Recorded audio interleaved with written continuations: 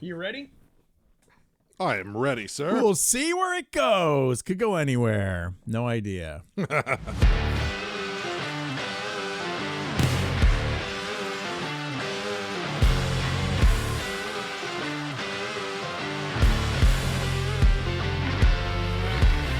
Hey, what's going on, Pinball Land? Welcome to episode number 7 of the Flippin' Out Pinball podcast. My name's Ken Cromwell. With me today, as always, Greg Bone. Greg, what's going on? How are you, buddy? Oh, man, nothing much. Just relaxing, enjoying the nice, cool weather that we are having here in Indiana. I do like when fall comes in. It's probably my favorite. It's probably my favorite time of the year, although it's depressing because I know winter's right around the corner. And then out where we live in Chicago, you get maybe 4 good months out of the year to enjoy. But I do like fall. Yeah, we kind of have hit or miss. Like we live in this weird, it's called the Ohio Valley. So even though it's Indiana and you look at Indiana as being primarily flat, we live in a big area where a glacier, like where it receded back up and it cut, pretty good size hills and a big valley into the area between Indiana and Kentucky there along the Ohio. So like we have, just because of that, we have such erratic, crazy weather patterns, man. Like, I mean, it could literally be snowing one day and then be 80 degrees the next day around here. It's the weirdest weather pattern. Yeah, it's same out here. I mean, you'll have it where you'll get all 4 seasons in a day sometimes, just depending on what time of year it is and what. Depending on what time of year it is and what's going on. My voice is a little raspy today. I don't know what's going on. You know what? I haven't really spoken anything today, and this is the first time I'm talking. So it's like, it's a little bit later in the day, but the voice is coming out. It was funny. It was a couple weeks ago. I was going through some sales ads on Facebook, and our buddy Trace. I bring Trace up frequently. He's a good friend, but I noticed he had an ad up for the sale of a game, and if you purchased the game, he was including a 1-year subscription to the Flippin' Out Pinball podcast over on Patreon, right? And I thought it was so funny. I thought it was a joke.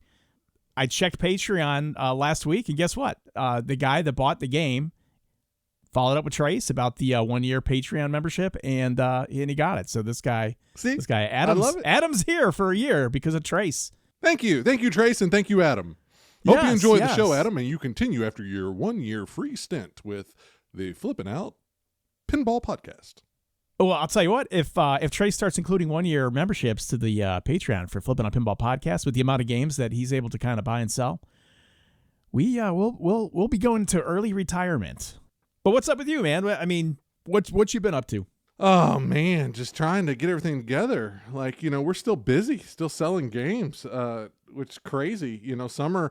Summer typically tends to be a little bit of the low point. I feel kids going back to school, most people's priorities are there, that sort of thing, coming out of the heat and everything. But I mean, dude, we've still kind of been rocking. So yeah, just, you're right.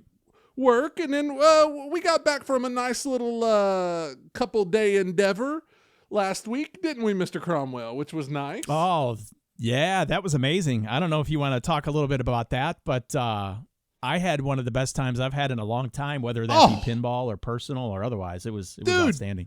Me too. So Zach and I was straight down the middle. We'll take a pilgrimage up to good old Benton, Wisconsin, and visit the Benton, Spooky Wisconsin. guys. Yeah, quaint little town there. It's a nice place up there. I always look forward to that trip, and this year Mr. Cromwell here got to go along with us, and so it was kind of a flipping out SDTM combination and stuff. And we went up there and hung out with those guys, which was great. We got to hang out with Christopher Franchi came into town, so we got to hang out with the remarkable artist Chris there, who's doing just a fantastic job up there. Being 100%. The art director. Yeah, and then just Bug and Luke are, dude, just 2 of my favorite people in the entire industry, and so it's just always nice to get to hang out with them a little bit and stuff, and see what all's going on up there and catch up. And this time so Zach and I we've had some interesting things go on up there with hotels.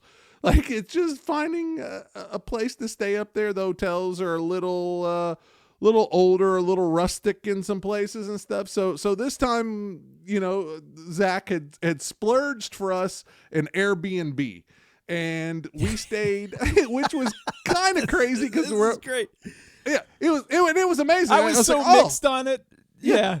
Awesome. And so, hey, what happens, Ken? He sends us the picture of the Airbnb, and I just didn't think anything of it. I didn't click on it. I was like, oh, this is awesome. Like, we'll all get to hang out and stuff, and we can have a couple drinks, a couple cigars, and do our thing, because we all live, for you guys out there that don't know, so Zach is down in Evansville, Indiana, down just south of me, about an hour and 45 minutes, and then Ken is north of me in St. Charles, Illinois, probably about 4.5, maybe 5 hours away. So we even though we all work very closely together, and we're on the phone, half the day together and back and forth and emails, text, and everything else, we don't get to see each other hardly and hang out very often. No, and if you think about it, whenever we would get a chance to see each other, it would be at pinball shows, and there was just a lot of work, right? So there's no chance to really sit down and relax. Exactly. So it was like, oh, this Airbnb, dude, this is going to be awesome. Like, I think this is going to be great.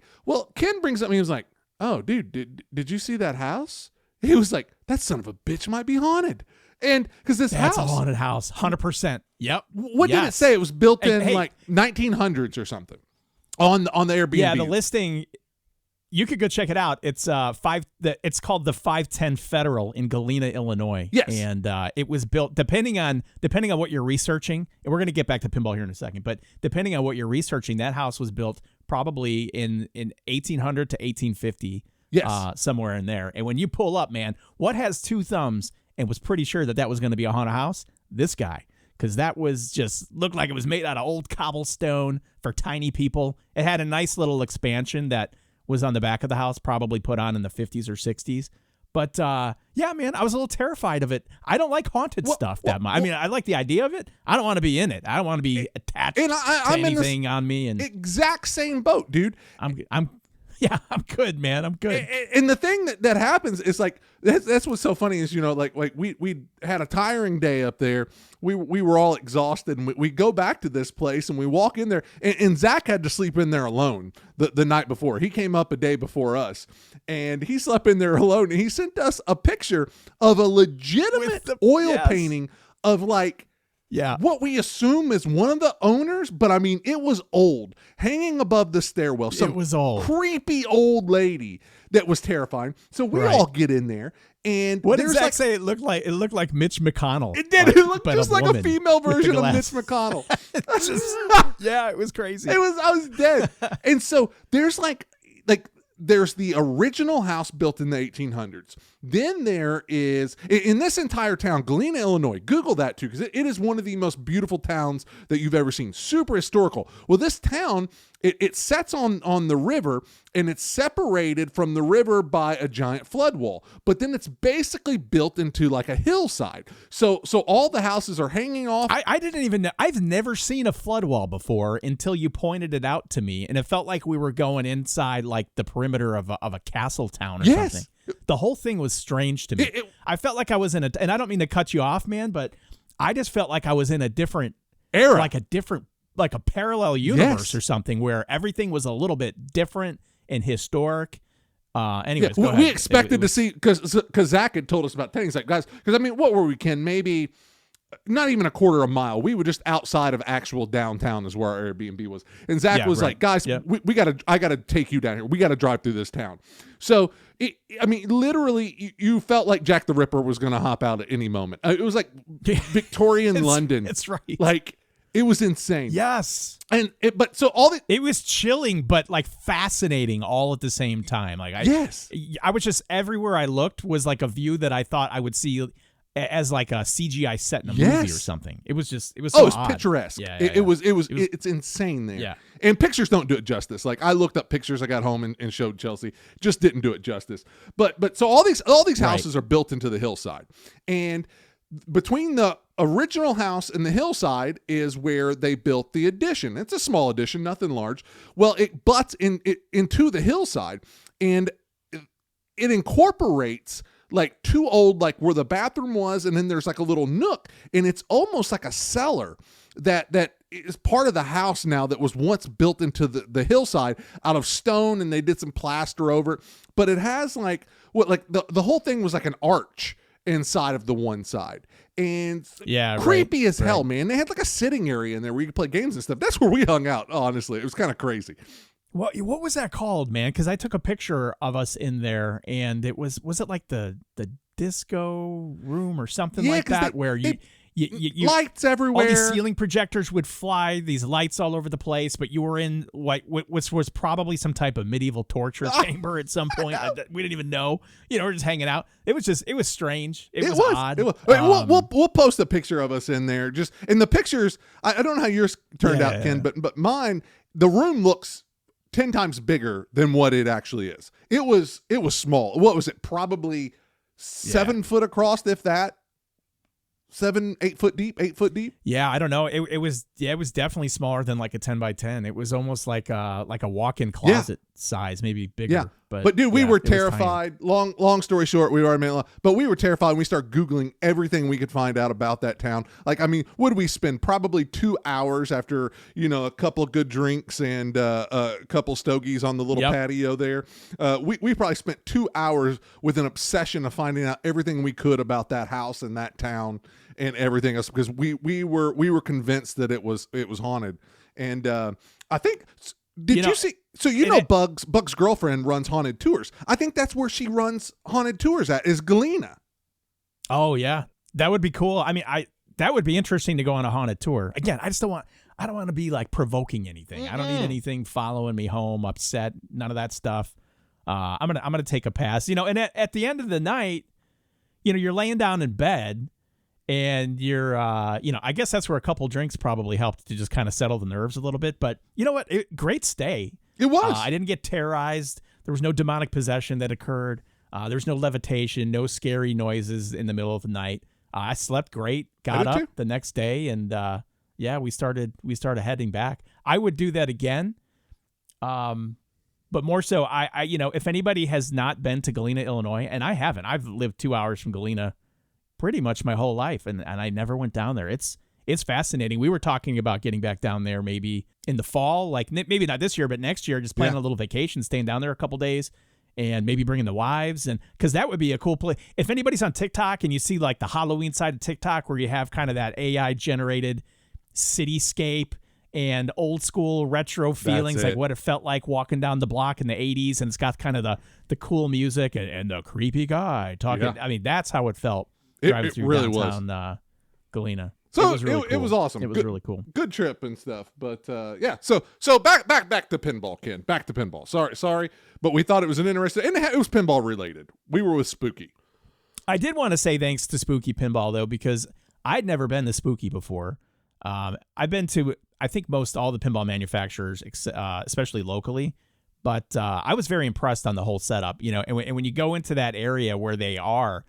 There's it's just like this business development complex now that really was started by Spooky Pinball when they erected their first building and started building games. They've since passed some of those buildings along to other businesses, and they've erected multiple buildings to conduct, their present pinball business. But it was very, very impressive, and it was clean in there. It seemed like all the workers were very happy. They were very, very busy. The hospitality by Bug. Luke and Morgan, super appreciated. They're all great people. The whole staff there was just really nice. So that was a fun trip. Yeah. And it was cool to just see how they do things in comparison to other companies. But again, I'm very bullish on Spooky Pinball. And everything that they're doing, Agreed. I think, is in the right direction, and I'm excited to see how the company goes forward. And anybody that wants more information on that company, it's a little bit of a dated documentary now. It's been out for a while, but some good friends of ours through pinball, Joel and Dana Reeves, they did a documentary, like I said, years ago, and I think it was called. Oh, is that Things That Go Bump in the Night? Things That Go Bump in the Night. Yep, the Spooky Pinball story, and it literally talks about the rise of Spooky Pinball. Pinball and how Charlie, created that and what he did with his first game and everything. It's honestly a great story because, I mean, I think it's, for the longest time or even still what a lot of us strive for and kind of dream about sometimes. And these guys, they did it well and were very smart and still are very, very smart about the way that they run that business and the decisions that they make. But yeah, yes, check that out, man. If you haven't seen it, it's a really, really good origin story there for Spooky Pinball. From a historical purpose, I think that's pretty cool. Yes. I wonder how relevant it is now, or at least it'd be fun to kind of see how everything's progressed since that came out, because it just seems like within the last 5 years that company's made a lot of changes to propel themselves to where they are. Oh man, I mean, they're formidable. I mean, they're still boutique pinball, right? But who's not to say that most companies these days, other than Stern Pinball, should be considered boutique pinball companies. If you're making under a couple thousand games a year, I kind of think you're a boutique pinball company. I agree. That's just my personal observation or opinion. But yeah, it was cool. I would love to go back. And thanks for inviting me out. And thank you for coming, dude. Thanks for the hospitality. Yeah. That was good times. Yes. That was good times. Very, very much so. Very much so. Speaking of Stern Pinball. Yeah. Oh, go ahead. No. Go ahead. I was going to segue for you. Oh, well, why don't you go ahead and segue it? I'm liking the flow of the show for no direction. We're hanging in there. I'm stepping on Ken's toes. So speaking of Stern Pinball, Ken, what do we have coming up next week? Oh, we've got another release. Stern Pinball they've released the teaser officially for their newest game, Star Wars. What is it? Star Wars: Fall of the Empire, which was vague. Like, there was a lot of rumors, there was a lot of speculation that yes, this was going to be a new Star Wars. Original rumblings a while ago was that it was going to be, the episodes 1, 2, and 3 or whatever, the newer movies. And then, the closer we got to a teaser, an announcement from Stern, that kind of fell off. And then it was, no, it's going to be based on the originals. But what's that consist of? Is it the original? Where do these rumors start, by the way? It's like, leaks. My sources are telling me this. I'm speculating that. It's like, it's all over the place. And at the end of the day, I mean, it seems like a lot of the rumors that were out there were all kind of big misses because it sounds like now it's just the original trilogy, right? That's what that's kind of the rumor that we've heard back that seems pretty solid, that it's the original trilogy.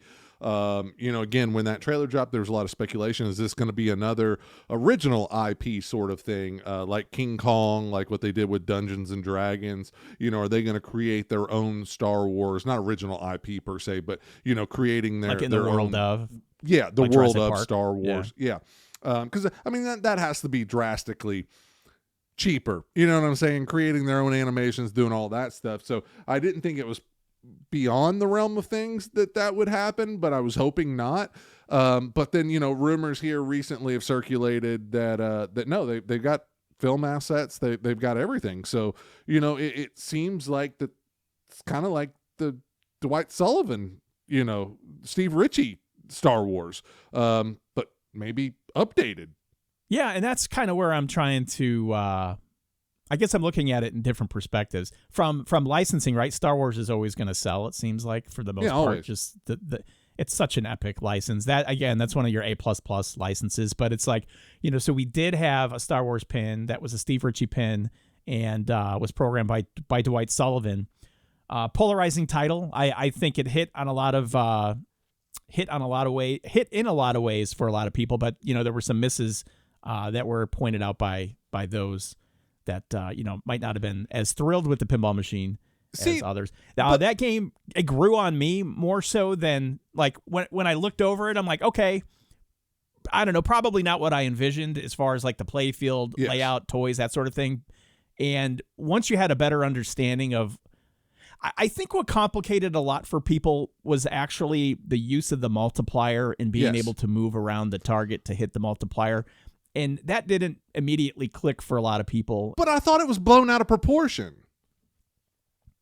Well, I don't know. I guess, but it's like I didn't really understand it. I'm friends with Dwight, and at the time I bought Star Wars, and he came over to my house, and he explained how the multiplier worked. And as soon as he explained it to me, it just clicked. I'm like, Yeah. oh, okay, now I understand what's going on here. But until I had kind of like somebody hold my hand through it, it wasn't immediately apparent what I was supposed to be doing.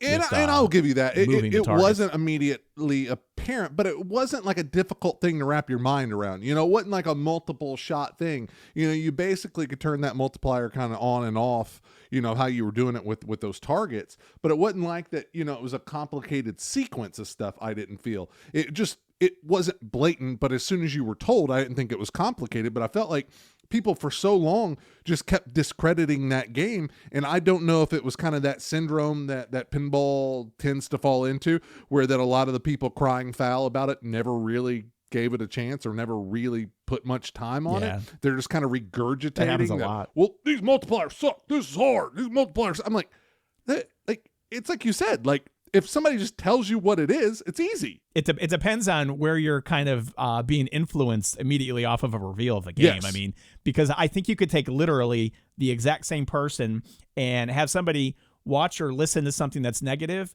versus watching something that's maybe a little more positive, and it will have a direct impact for most people. I think it's just human nature. Agreed. Your first impression is somebody else's first impression, Yeah. but... And there was a lot against it because, I mean, I share the same sentiment as what you brought up about, you know, it wasn't exactly what I thought it was going to be because it was kind of barren. There really wasn't a lot going on.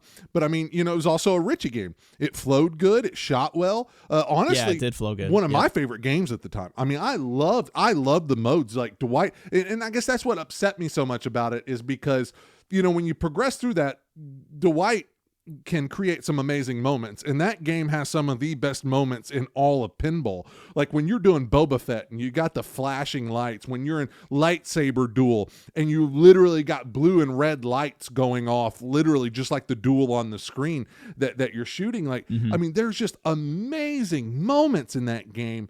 And so, you know, that to me rose above the Baron game because it shot so well. It had so many good moments. And, you know, a lot of times I wouldn't trying to do the point stuff, so I didn't care so much about the multipliers and doing that. So mine was just kind of more, I wanted to run through the modes, get to the wizard mode, that sort of thing. But dude, it was one of my favorite games at the time. One of my favorite games. It still makes me mad to this day that people didn't give it enough of a chance. Yeah, it's a fast game. It's a fun game to play. And to your point, I'm not scoring driven either. I mean, it was fun to figure out the multipliers so you could, you know, stack it at 40 times and go through the meteor field and have like 900 million zillion points. That was cool. Yeah. But for me, it was about experiencing the clips and the moments. And I think, and this is what I was going to try to get at you with. What does this game need to do to kind of satiate those that might have felt a little bit not disappointed, but maybe a little bit let down on the first or the most recent Star Wars release? What does this game need to do to make those people feel full, like this is the game that they want? I think it's got to be more mode. I think there needs to be more in there. I think that people are expecting, I don't know. I don't even know what you would put in there because the other one had the Death Star. It had some stuff like, I think it needs to be more of a world under glass. Again, we always beat that to death. Yes. But I think that people want that. I think that they want to feel more in the world of Star Wars, even though I think the other one didn't do that bad. Yep. But again, it was just barren. I think they're looking for the toys. They're looking for the mechs in this game.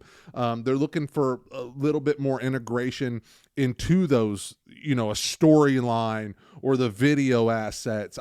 I think that that's what they're looking for. But man, like, it is just an odd thing to come out with this so close to the other Star Wars. Well, I mean, you did have like you took a break with some Mandalorian that kind of broke up the monotony of Star Wars releases, I suppose. But I think you hit the nail on the head, and that's where I think it needs to go.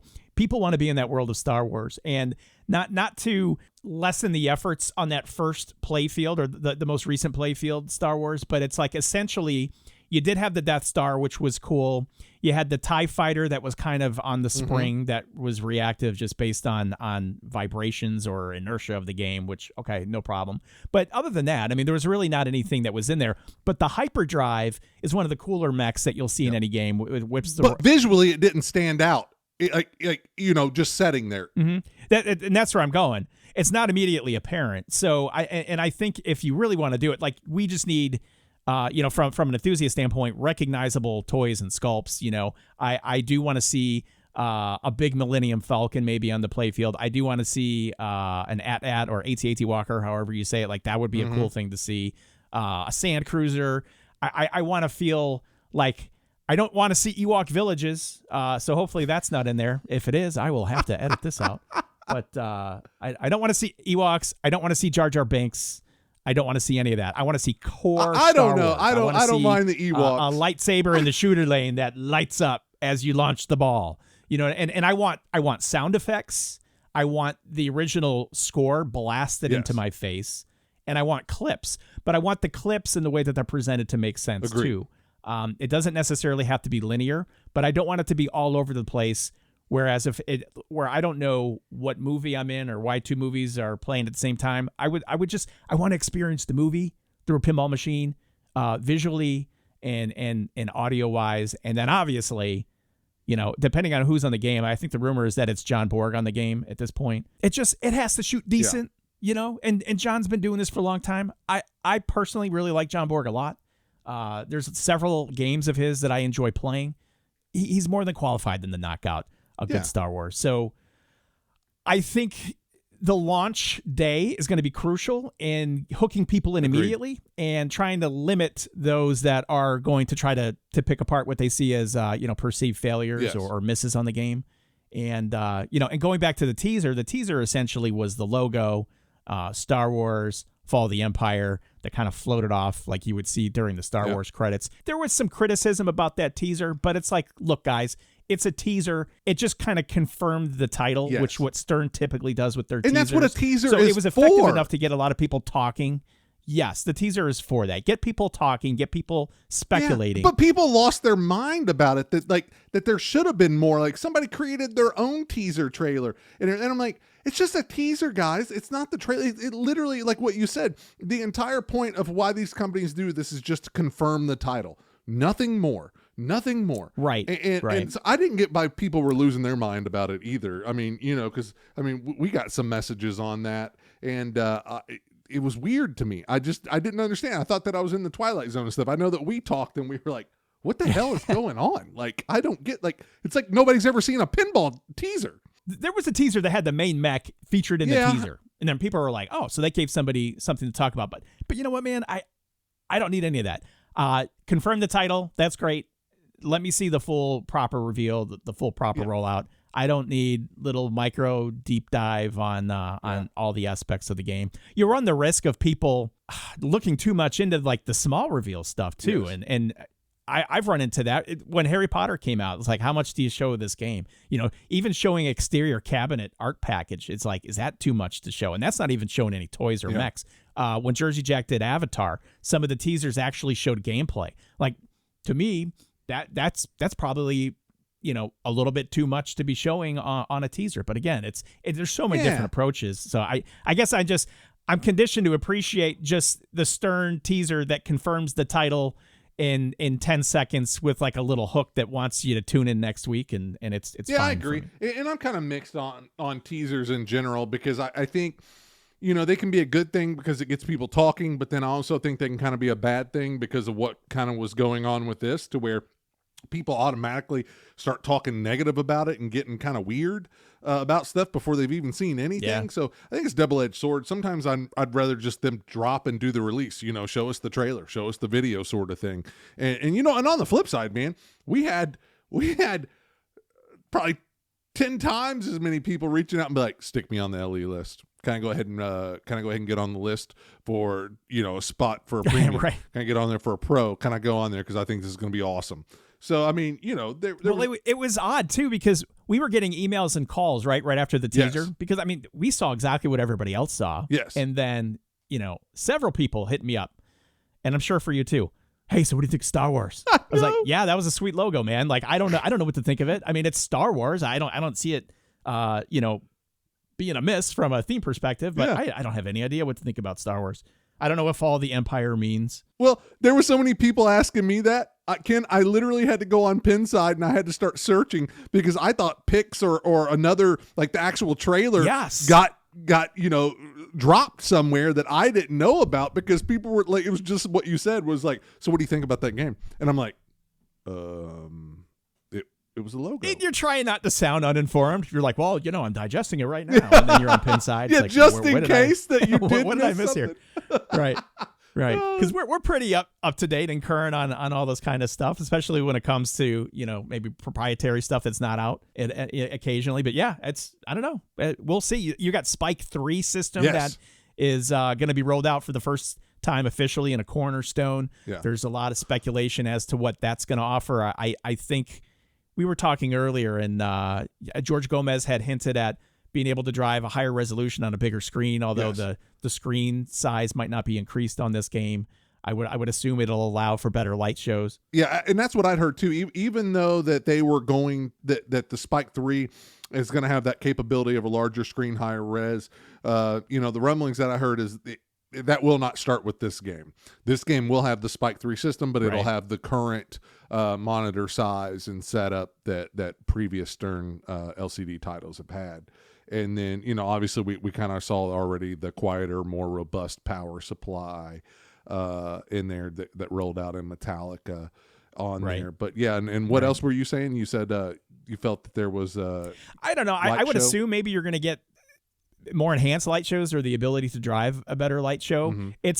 I'm noticing that they're marketing Spike 3 into their promotional materials and their teaser stuff. So for me as a consumer or enthusiast, if I'm just kind of walking into pinball, I'm new or it's for the first time, and I'm seeing, hey, Star Wars, hey, Spike 3, what's Spike 3?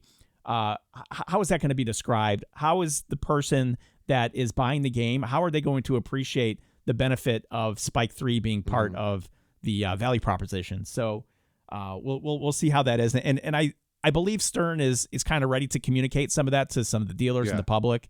Well, and I know at the time of this podcast, we're recording this on Wednesday, September 3rd. Speculation is that game will be revealed next week just because of the media and distributor invites that are happening at Stern. Typically that coincides with the reveal, and those are set up for next week. So I would assume we'll see something. Typically they've revealed games a lot of times on Tuesdays, which is pretty common. So, well, and one other thing throw in there, Ken, that I've heard too, and I don't know what truth is to this, but with that Spike 3 being an upgraded, more robust, powerful system, I think a lot of that, from what I heard, comes from them being able to boost their animations. Animations and stuff just eat up a ton, especially 3D animations and everything. Just eat up a ton of processing power, and so I think that.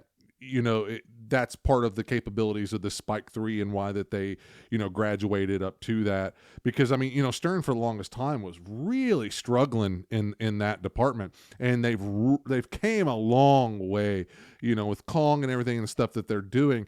But it kind of makes sense that I guess that they were limited. It wasn't like JJP and the system that they used, that they needed something a little more robust. So I think, honestly, the larger screen aside, I think that's probably going to be one of the most prominent things that starts to stand out over the next year as they really get used to that system and creating graphics and animations on that. That's exciting. I think from a streamer standpoint, I was reading a little bit online where somebody had access to the Star Wars Home Edition that's in Costco right now, and it's got some Spike 3 elements in there. And there is an HDMI out that allows you to kind of split the display screen so that you can get that direct video capture for streams. Before you could do that, but it was pretty finicky and it required some extra hardware. It looks like it's going to be native this time. And we were just talking about this an episode or two ago with having better accessibility for streamers in order for people to freely advertise your product. Makes a lot of sense. So it's cool. It's cool that they're doing that. And one thing that I'm excited about, this sounds so stupid, but I think it's hard. I hate rigging a camera up. I don't have the ceiling height that you see in some of the nice arcade bars and different things, to where that some will have the playfield cam, and then above the game they will have a TV with the playfield on there showing as you can play. But I always thought, I'm like, and I just never went through tapping in. I know that you can create a rig and tap into the LCDs currently, but I always thought, I want to put a TV above there that just shows the display, shows the scoring and showing everything go. I just think it would be neat because you have such a gap above your pin, even with a topper. I'm like, I want to put a TV up there and just show the LCD, but larger. Yeah, you could totally do it. You'd be able to split that screen and put something on top of the TV, put a nice little 39-inch up there, something. That's what I think. I just think it looked cool. Fill a gap. Although you can look directly at your back box. Yeah. But I guess. It'd work. I might try it, just see how it looks. Might look like shit. Who knows? Yeah, so this is what we're going to attempt to do, Greg and myself. When the game is released next week, obviously priority is going to be for us to try to get orders in. But typically, there will be a little bit of a buffer between the distributor getting information and the game officially being released to the public. So what we would like to try to do is record our first impressions on a podcast immediately after that distributor meeting, and then not releasing that until the game's officially revealed. So if you check back, and if you haven't already done so, subscribe to Flippin' Out Pinball Podcast on whatever podcast platform you're listening on, whether that's Apple iTunes, Spotify, Podcast Addict. You'll be notified of the new episode, and then you'll be able to get our direct feedback pretty much at launch, which will be kind of nice. So we'll try to get that out there as soon as possible. And out of respect for Stern and them revealing the game for the first time, obviously we won't be sharing any of our thoughts until the game is officially revealed to the public. So I've got two questions. Oh yeah. I've got two questions for you actually. Uh-huh. Are you ready? The two biggest questions the public has been asking me about Greg Bone, and I want to see if you can guess one of them. If you get two, I'll be impressed. I think one of them is, where's the magic trick? The magic tricks. You dangled the carrot in episode 1. Even I have yet to see the magic tricks. Well, you know what's insane is Ken brought this up when we were in Galena at our haunted Airbnb, and then Ken starts pulling out magic tricks of his own. Oh, I had a couple. Those are the only tricks I had up my sleeve. Ken was throwing some sleight of hand around in the creepy room. Did you like that sleight of hand? And then I did my levitation trick. I loved it. Yeah. It looked so good. Thanks, man. I appreciate that. I was a little rusty at it. Yeah, and then Ken went out in the kitchen, the dining room area out from the creep room, and did some David Blaine levitation. Yeah, I've been known to levitate on occasion. Usually on vacation in Airbnbs from a distance. That's the best way to capture that. Which looked, honestly, by the way, eerily and very creepily like Blair Witch Project. Like when you were out there, because it was just light around you, where we were in the freaky neon lit up tunnel, and then you're just out there and you were so quiet composing yourself to do the levitation that like I got kind of tense from him. Like, shit, he might really be possessed. Could you imagine, man? My head spins around and I just started backward crawling up the wall or something like that. That would have been wild. But I would die. Yeah, no, that is a little scary. I also want to kind of go back and look at some of the pictures I took on my phone and try to zoom in and put different filters to see if there's anything in there. Because, man, you got a house, what is that, 18, 19, like 225 years old? There's some stories in that house. I don't care who lived there. There's some history in there for sure. But, all right, so the magic tricks absolutely is question number 1. You know what question number 2 is? No, I don't. Number 2, I'm kind of lost on. It's what's the next? It's Greg's Tactics. Oh!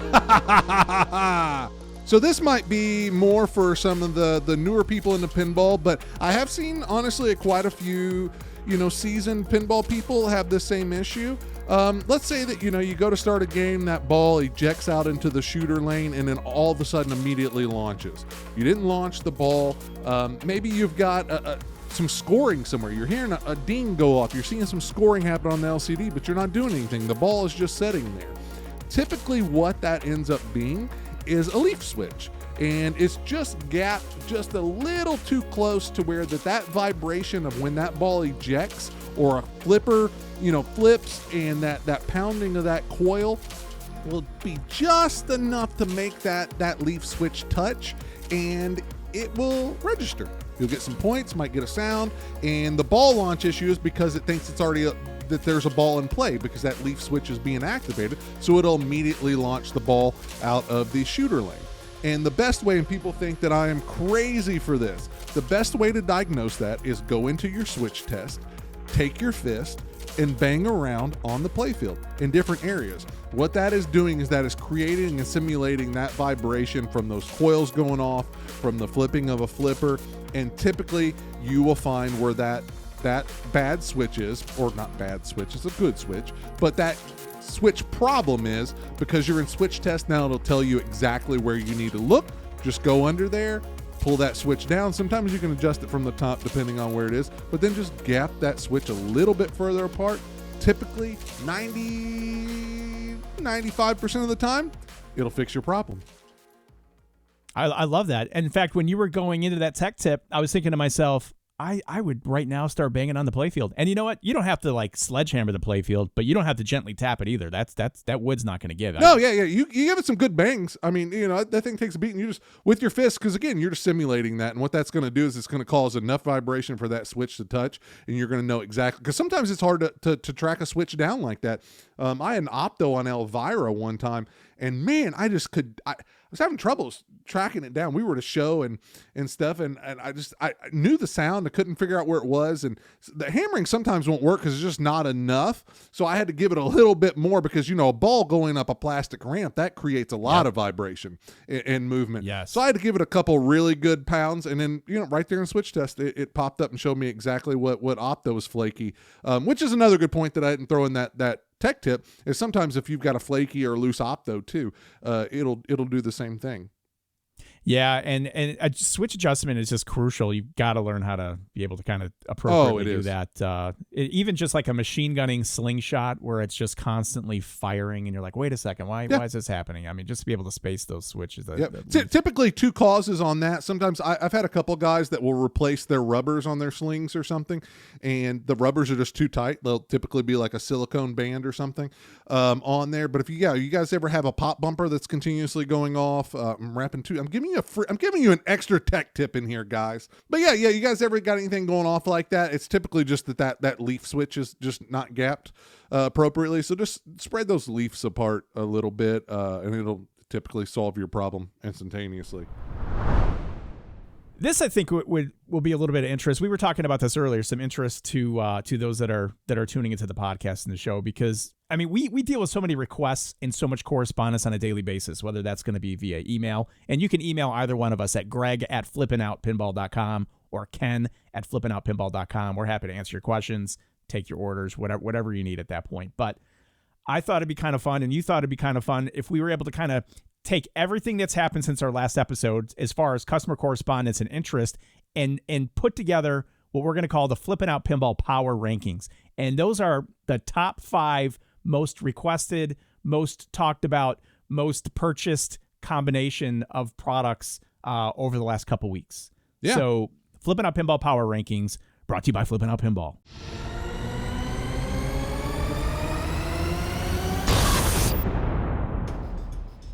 All right. So we're going to do this in descending order instead of ascending order. So we're going to go from 5 all the way down to 1 meaning the most popular, the most requested, the most purchased. It's just a little bit of everything factors into this, and myself and Greg come into an agreement based on what we're both seeing before we go into the segment. But number 5 this week is Harry Potter Pinball. Still there. The game has been out for several months now. Long tease, still get people almost every single day. Although orders have started to wane a little bit, and I think it's because almost anybody who's ever heard of Harry Potter that wants a Harry Potter pinball machine has probably put in a deposit for an order. But they are trickling in still. Yeah, I would say more so than more so than any Jersey Jack pinball machine of recent time. Harry Potter has been holding strong, and it comes in this week at number 5. What you got for number 4 there, Greg? So this one's not a game, but it's Metallica Expression Lights, and yes. we get hammered all the time for those things, and unfortunately at this moment we do not have any in stock. But we had spoke to Stern. What did you speak to them a day or two ago, Ken? 2 days ago. Yeah. And those should be coming up hopefully here this month or so, which we're very excited to get them back in stock again because they're super popular. It really makes that game. But I get a ton of requests for those still.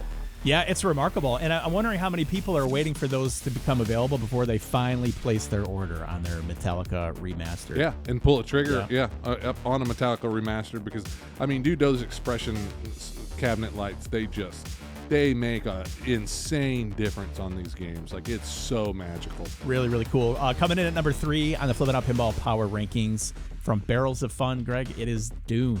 Consistent interest in this pin, but I'm noticing an increased trend in those that are not only asking about it, but making the purchase at this point. And this is like another game that seems like it's going to have some legs going into the fall. I completely agree, man. Yeah, it's one of those things that is really, a couple of good code updates on that game, and more getting out there. That's something too that people, I saw a thread where that people were talking about Dune and kind of shot up in the pin side, top 10 list or whatever there, and people were kind of calling it a joke or whatever else, and like, well, it's kind of sad that that game wasn't in the top 10, because most games when they're newly released are in that top 10 like immediately.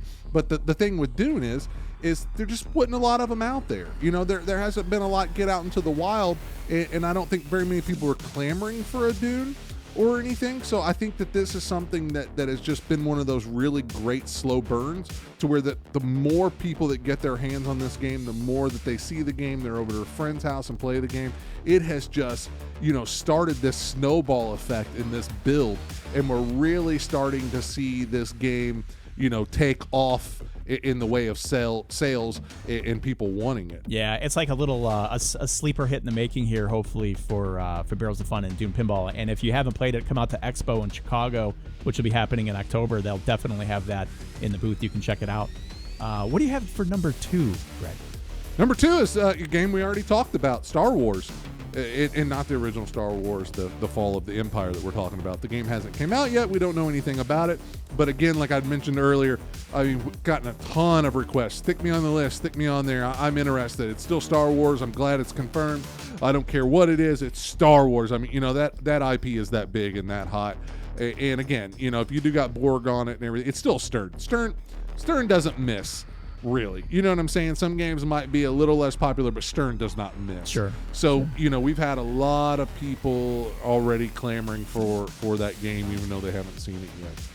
It's exciting. And number 1, actually, if you would have asked me this maybe a month and a half ago, I might have been surprised, but I'm not as surprised as I am right now, because it's consistently been the most requested, talked about, and ordered game for the most part coming through Flippin' Out Pinball, and that is Jaws 50th anniversary pinball. It's just, it's amazing. I've never seen anything so consistent, where it's such like they just want the game. And it's great. They're back in stock at Flippin' Out Pinball too. So if you're looking to get one, you can actually order today. We get it shipped out to you tomorrow at flippinoutpinball.com. Which I'm like you, man. That game, I mean, it was kind of, it took it a minute to get some, I mean, it did really well. It did really well on launch.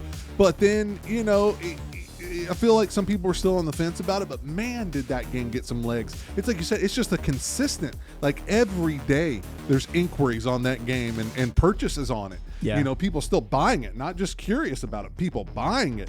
So, I kind of thought that we were going to be out of this September run, the way things were going, but we're getting pretty close. So, not to create any FOMO, because I believe that we'll still get some in the December run there. But, definitely get that game, because it's an anniversary. So it will be gone once this year's over and that December run's done, or we run out. Stern is actually officially out. That doesn't mean that dealers are out, but Stern is officially sold out to the dealers. So, make sure to get in there before you miss out, because that game will be gone and you will not see it again. Yeah, I agree. I had somebody that emailed this morning, actually, before we jumped on the podcast, and he's like, hey, I'm looking at getting a Jaws. I'm probably going to order it in Q1 because I'm in the middle of doing a game room. I just wanted to make sure you think you'll have it in stock. And it's like, not to come across as the sales guy, Yeah. If it was another game, possibly, like, because you can kind of catch the trends, what's going to leave and what's going to be harder to get. But if you're thinking about getting a Jaws 50th, don't be waiting for Q1. That would be my because we're going to shoot you straight. Literally, Ken's not bullshitting. No. Our job is to sell games, but we don't sell you the game. You know what I'm saying? Like, because there'll be times that people come in and be like, hey, I really want this game, but I'm not going to buy it for another, like, almost same scenario. Like, I've got a game room, or I'm finishing my house, or, we're getting some wood floors redone. It's going to be a month or two. Like, can I put a deposit down for that game? And I'll look at him and I'm like, man, you don't need to do that. Yeah, Like, I'll talk people out of even suggesting that, right? It's like, don't worry exactly. about it. You're going to be in good shape. Probably going to be here. You're fine. Like we've got enough in inventory. They're most likely not going to sell out. If it does get to that, to where it's getting close in your date that you're wanting the game, I'll let you know. But in instances like this, it's the reverse. I mean, again, we're not bullshitting you. Some things are kind of, you got to jump in while you can. Yeah, at the end of the day, you gotta be able to put your head on the pillow and sleep the sleep of the just. So I have no interest in trying to convince you into something that you don't need. It's and I think one of the things that we consistently are reminding people of is that everybody at Flipping Out, we are all enthusiasts first, so we're as excited for you to get a game as we are. But it's fun to put ourselves back in the shoes of the person who's buying a game for the first time, because I mean, there's no better feeling than buying a game and getting a new in-box pinball machine. There just isn't. It's my favorite. My favorite is first time people that go, I've never purchased a new in-box pin before, or just I've never bought a game before, and it's like, oh my god, like there's nothing like I rented a game. I didn't sell it. I rented a game to a buddy of mine, and he's a hell of a player. I mean, a fantastic player, man. And I took it over and dropped it off at his condo or whatever. And I told him, I said, even that, just renting it, I was like, Chad, dude, I was like, you just do not know what it's like, how special it is to wake up in the morning, and if you want to have a cup of coffee or something, that you just go in your underwear, your socks, whatever, your robe, and flip some pinball. Or just at night, you're winding down, and it's like, oh man, I'm about to go to bed, but kind of want to go put a couple games on Jaws. Oh, man. You know what I'm saying? Like it's the closest thing an adult's ever going to get to like getting a new toy when you're little. You know what I mean? It's just the enjoyment's there, and it's just, you're so proud of it. And I'm a sucker for this. I will go downstairs. Well, I guess back in the day when I had my game downstairs, but I'll go into the game room and I'll just look at my games on in a track mode, and it's just like, oh man, this is awesome. I love it. It's just, you're proud to have the collection. Yeah, for sure. Yeah, for sure. And that's something, I've discussed long ago, but that's something, I mean, it's a very valid point for a lot of people.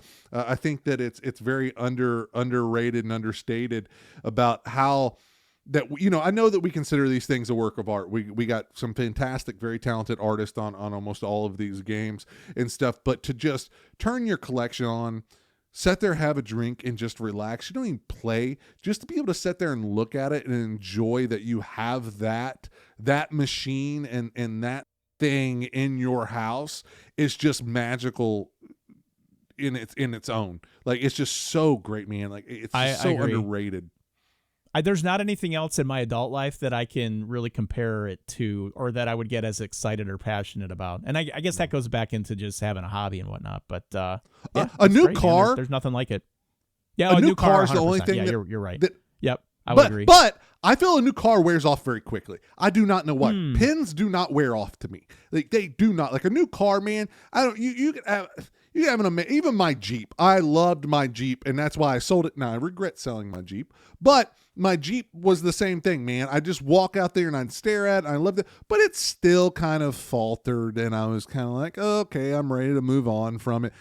Man, my pins, like I couldn't get rid of my collection. I've tried to downsize before and stuff, and it's like when you have a hole, or you've got a room that used to have 2 or 3 pins in itself, and that room is now naked because you downsized. It just leaves a hole. It leaves a hole in your heart. It's like when your kid goes away to college for the first time, and and you look in that empty room, and it's like, man, this guy's not here anymore. When you get rid of like the beloved pinball machine, and there's that spot that's sitting in the lineup, it's like you got to fill it back up as soon as possible. Yeah. Oh, and speaking of that, man, my kid goes away to college in about 2 years, and don't think that she's not getting like a freaking Murphy bed or something put in there so that when she comes home she can sleep. But otherwise, she's gonna be surrounded by a bunch of pinball machines in her old room. Machines. It's like, look, I got some good news and I got some bad news. Yeah. In regards to your room, we still have you a bed, but you got to fold it out of the wall. Right. You might not be able to get up out of it. You might have to climb under a pinball machine, but you got a place to sleep when you come home, honey. You can find your bedding in that Galactic Tank Force cabinet sitting right there on the floor. Pull it out of the coin door. That's like a pinball machine that folds into a bed. That's all we need. It's probably not a bad idea, actually. It's like, it's kind of you can get something out of there. It's like a trundle bed or whatever, where the bed pulls out from underneath of it at the side. You can sleep on a little mattress. Oh my gosh, man. Could you imagine if and I was thinking about this when you were talking earlier. Like, it'd be so cool if you just had a built-in cigar ashtray and an air filtration system on your pinball machine. So you had your drink holder, you had your cigar holder, little ashtray.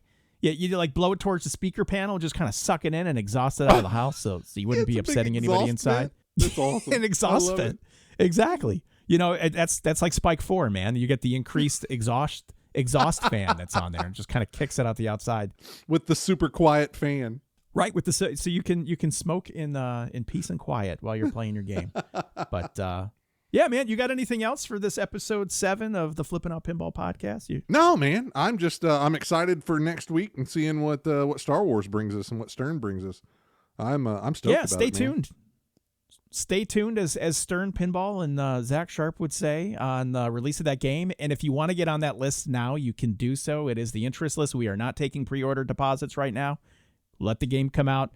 You can go to flippinoutpinball.com to see what we have currently in stock. But again, email us individually at ken@flip_outpinball.com or greg@flippinoutpinball.com and be like, hey guys, want to get on the Star Wars list when the game comes out? We can hit you up. We can send you the invoice and get your game in the queue. If you want to take a look at the used inventory, and these are pre-owned games that typically come in on trade, you can check out all that used inventory. Go to our Facebook page, and there's a link that's at the very top. You click on it, shows you everything that we have that's used. And if you can't find it, maybe you're not on Facebook, or you can't find that pinned post, again, just email us and we can send you a direct link to that. Or you know what, Greg? I've offered to even copy and paste that list and send it in an email. And the great thing about checking out the used inventory, if you're looking for a used game, if we don't have it, you can tell us that you're looking for a used game, and we put you on that interest list. Mm-hmm. And that just kind of takes a lot of the busy work out of you having to keep hitting refresh on our Facebook page at used inventory, because we're going to call you up and be like, hey, that used scared stiff you were looking for, guess what? We just took one in. It's in great shape. Here are the details. Would you like to grab it? And if not, no harm, no foul, because we put it right back on Facebook and we sell it there.